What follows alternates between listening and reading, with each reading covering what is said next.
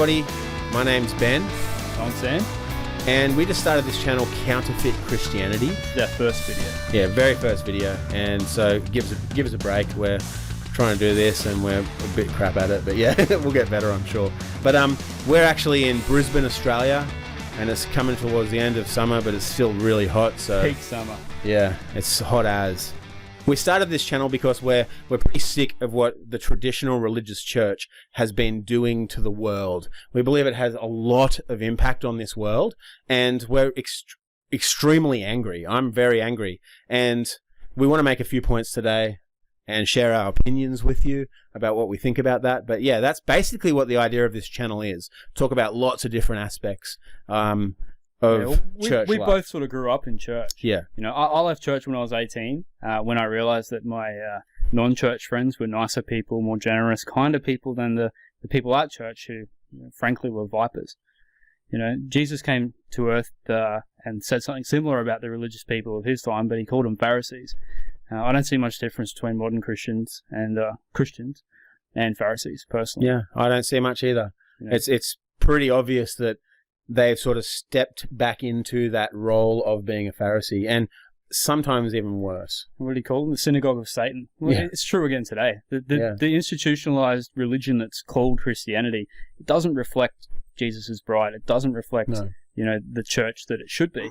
It's a control mechanism. It's about indoctrination. It's about money. It's about fear. You know, how many times in the Bible does it say "fear not"? A lot. Do you go to a church on Sunday and get messages that say "fear not"? You know, it's quite the opposite. They're all telling you to be afraid. You know, you're a sinner, and you're going to go to hell and be tortured forever by your loving God. They'll say, "Fear not, but if you do this, you burn in hell. So don't do that, and pay me." Yeah, do what we say and pay us, or you're going to burn. Yeah, that's exactly it. And so I had the same sort of experience when I was a kid. I grew up in a Christian family, like that. My parents really they were followers of Jesus, and they really wanted us to know God. But the problem was they brought us up in a traditional religious church, and this institution really tainted everything that my whole life. It tainted my whole life. It separates you from God. It did. Fear separates you from God. It separated me from God. How could you have an intimate relationship with someone if you're afraid of them? Yep, exactly. So that was my experience with traditional church. I believe that the things that I learnt and the pressure that they put onto me, I chose to leave the traditional church, and now I'm following Jesus Christ.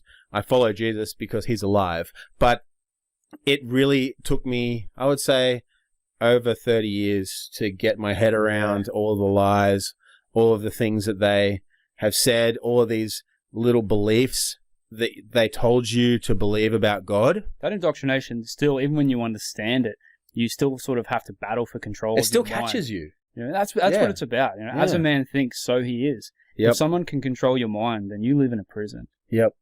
And that's I find that to be so many people. You can't even bring up questions anymore about these things that are in the Bible or that the traditional church has taught us. You can't even question those things, and that's what we want to do on this channel. The general rule for me is if something isn't able to be questioned, it's because it's not true. Yep. Because if someone's afraid of you questioning it, and it was true, they wouldn't be afraid. Yeah.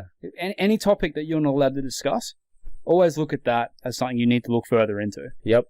Even as I've been practicing, sort of with the ideas that I have around this, what we're going to talk about in this channel. That church is satanic. Yeah. Well, the traditional church, yeah. Well, the church of this world. Yeah, we do believe, this is what we're trying to say today, that the traditional institutional church, Christian church, is a satanic institution. It is God's greatest enemy on the face of this earth. Yep. When I want to tell people about Jesus, about who he is to me and who he should be to them or who he could be to them, the biggest obstacle I have is that people have these preconceptions about Christianity. They think about Christianity and think that's that building they go to on Sunday where they give money and tell everyone how bad they are and how if you don't do what we say, you're going to die and you're going to die and be tortured forever. Yep. You know, what kind of message is that? Yep. And people get upset that non-believers don't want to hear that. Yep. If you were a non-believer and you heard it from that perspective, why would you want anything to do with an organization like that? And because there's no good examples of Christians around. No. There's none. So why would you want to be one? Maybe there are good churches, Yeah, maybe. I personally haven't really seen one. I haven't seen one anywhere either. All the churches I've been a part of were crap. Sometimes there's good people in churches, but and there still are good people in bad churches. Yeah, 100%. Yeah. I mean, God's pragmatic. Yep. I think that just because a church is, fundamentally incorrect in the way it's being run, having a hierarchy, money, buildings, and Jesus didn't need buildings. You don't need this established places like the old Jewish temple. Jesus did away with the Jewish temple. Yep, he smashed it up. He went in there with a whip and whipped all the people, got rid of them. Well, our modern day Christians basically are Pharisees and money changers. Yep. So make sure you visit the bookshop on the way out. Jesus would be chasing people out of that bookshop with a whip. That'd be a funny video. He'd go make the whip first. We should do that one day. We make a whip and walk into a church, see what happens. Yeah, maybe they'll give us immunity. I guess I would call the cops. Yeah. But we are going to talk about this stuff. There's so many things. We've got list on list on list. We want to provoke the thought that you can challenge and question everything, and that God is not afraid of that. Yep. God isn't afraid of questions. God's not afraid of anything. Yep. God is truth, and truth bears itself out. Yep. Tell him what you're thinking. Tell him what you're feeling. Jesus is alive. He wants that relationship. Good point, because people are trained to be human doings instead of human beings. They're told, you have to feel this way, and you can't question this, and if you do that, you're being unfaithful. Yeah. God's not that mean. Yeah. God's understanding. If you look at a parent and their kids, that's a great representation of how God interacts with us, because we're made in his image, and the whole idea of parenthood and children is a very similar example to how God treats us. And if you're a parent or someone who has parents, i.e. everyone, then you'd understand that there's a lot of patience involved. Kids make mistakes. Kids ask questions. And would you say that human parents are kinder and gentle than God? Right. Because the God we see in Sunday services is this God of wrath, who's going to torture you forever if you don't do what the pastor says. Yep. And that is not Jesus' message. And that's why I consider most churches to be the enemy of Jesus. Yeah, because if you're feeling tortured by God and like you're scared of him, then I'm pretty sure that what you're scared of is not God. You're scared of Satan that they're putting above God. 100%. That's what these churches are doing. They say it's God, but God doesn't want you to be afraid of him. He's the best dad that's ever been. And I don't know, some of us have not had good dads.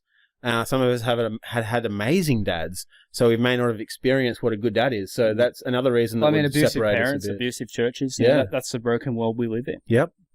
But here's the best thing, the best dad, the best father that you would have ever experienced. And that's probably half of the reason why we don't get it half the time. Well, over time, my church walk was that it never felt right. Yeah. And the closer I got to God, the more I wanted to push away from church, because you think to yourself that there's something wrong with you, that there's something bad, that you're a sinner or a backslider.